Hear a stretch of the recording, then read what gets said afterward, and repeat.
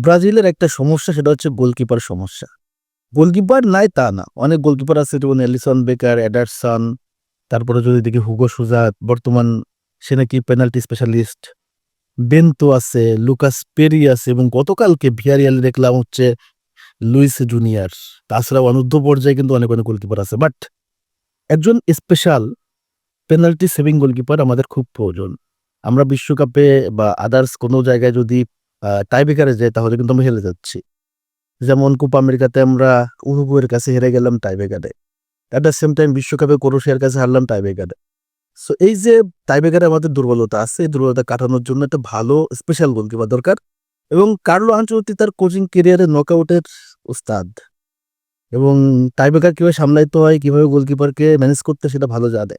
আশা করব Carlo Ancelotti তার এই প্রবলেমটা ব্রাজিলের সলিউশন করে ফেলবে, এবং ব্রাজিলের যে গোলকিপারের প্রবলেম, পেনাল্টি সেভিং গোলকিপারের সমস্যা, এটা অবশ্যই সলিউশন করে ফেলবে। দেখা যাক, গোলকিপার তো অনেক আছে, কাদেরকে মূল্যায়ন করে এবং কাদেরকে মূল্যায়ন করার পরে তাদেরকে তৈরি করে। এই কাজটা কার্লোকে এবং টোটাল কোচিং স্টাফদের করতে হবে। আশা করব কার্লো এই কাজটা খুব সুন্দর এবং পারফেক্টলি করতে পারবে। মতামত কমেন্টস করেন।